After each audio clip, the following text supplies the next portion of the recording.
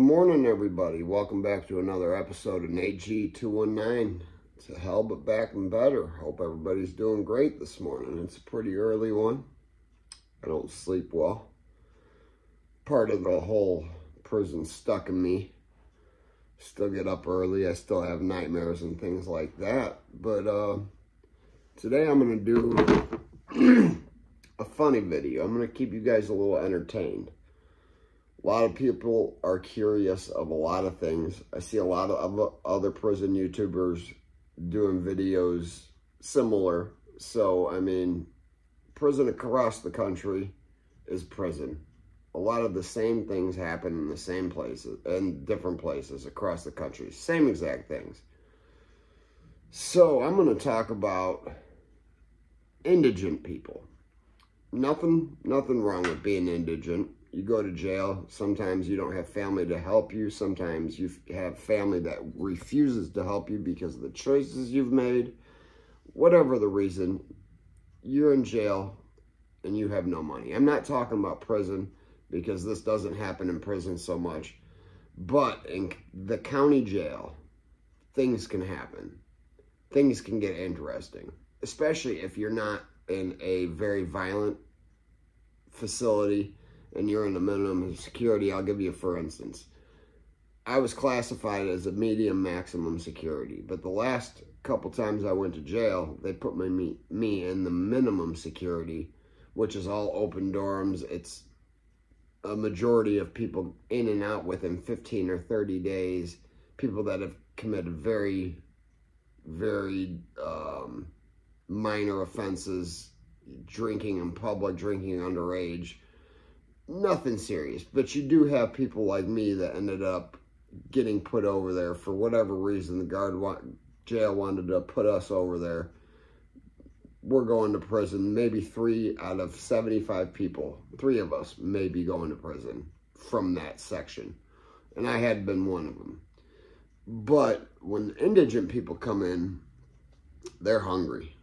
I'll tell you that now. I mean, even having money, even having food in your box, you can get hungry. You get sick of eating 2 ramen noodles a day.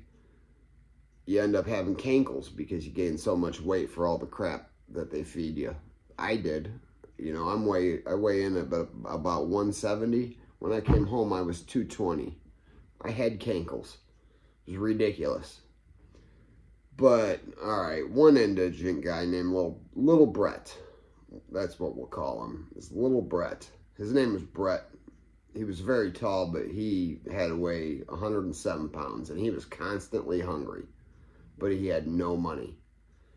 He was willing to do things to make money that, you know, his weren't so gross. He was willing to take a punch to the mouth for 3 soups, or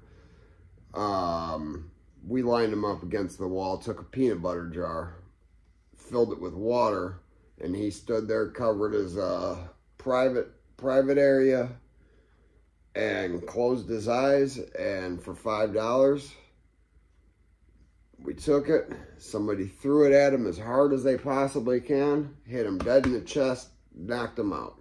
Knocked the wind out of him. He dropped to the ground, but he got his $5. That was just a little minor incident. Watched a man for $10 worth of commissary drink his own urine. I want to gag thinking about it. I did not partake in paying for it. I did not partake in watching it. It's not entertainment for me. In fact, I was pretty mad at him because he's a friend of mine, and I understood that he had no money coming in, but he was willing to do anything. Same man. The showers in there. There was 2 different showers, I believe. One of them is where everybody took their shower. The other one is where there was a toilet in it. Nobody took a shower in it, but there was pubic hair all over the floor, all over the drain. I'm going to probably become a little queasy with this story. This man, for another $10, took took a sandwich made out of pubic hair. You already know where this is going. He ate it. Every bit of it.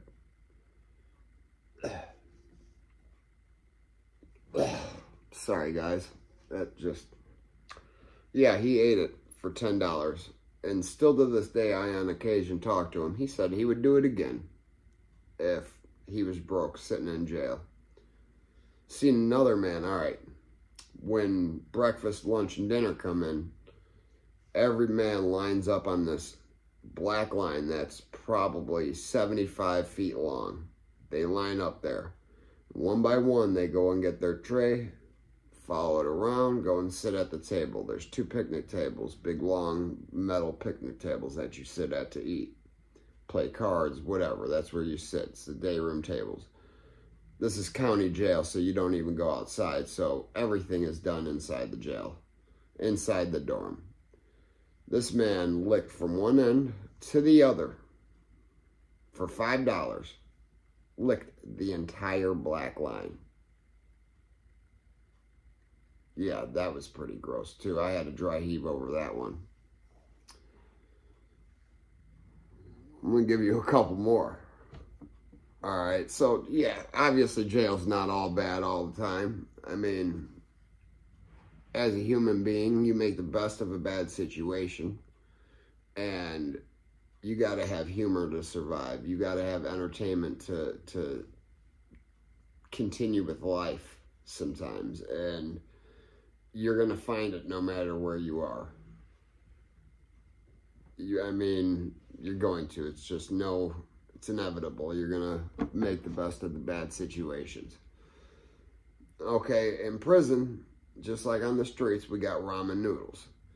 But in prison, we got ramen noodles that you guys don't get on the streets. There's certain spicy ones that you just can't get on the streets. I've tried. Same with potato chips, although I have found a bag of whole shebangs locally that sell them at a store, and they are identical to the prison ones. They're not just some knockoff whole shebang brand. These are the whole shebangs. But I've seen people take picante beef or chili packets for $2 or $3 and snort the whole package.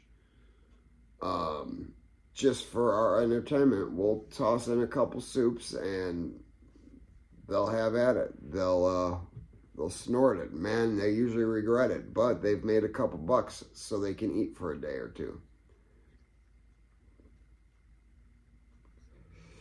Another big deal, a lot of people that do come in with money, they find the man that has things available.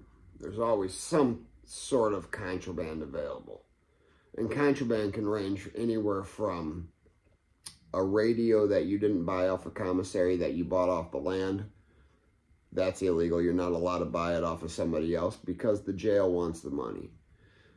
You're not allowed to trade commissary. You're not allowed to gamble, but, you know, that's all in the wind. We do it all. But when they come in with money, say there's a man across the dorm, it's got a bunch of drugs on him. Now, in prison, drugs are expensive. In county, drugs are expensive. I know a lot of you know what Suboxone is. A strip of Suboxone is a 8 milligram strip. And in prison, they usually cut it anywhere between 16 pieces and 32 pieces. And each 16th is worth anywhere from $5 to $12, depending on where you are. In the county, that 1/32 is worth $15. So you do the math. If somebody brings it in, they're gonna have a full box pretty quickly. They're gonna have everything they need, and they're gonna even be able to start a store so their family doesn't have to send them money.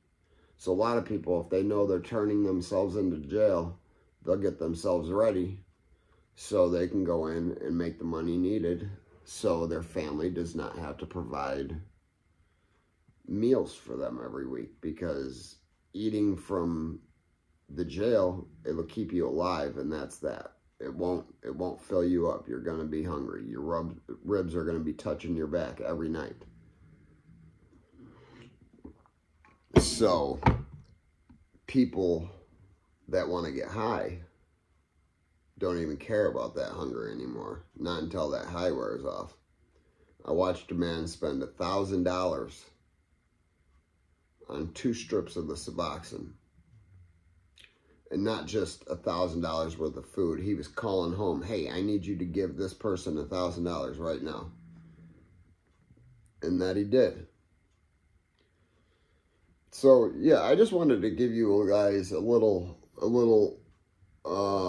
idea of how it goes when you're hungry in prison. The desperation of some men and what they're willing to do just to eat something or get high. So, well, that's another one out. I hope everybody has a great day. And you know it, if they ain't hating it, you ain't making it.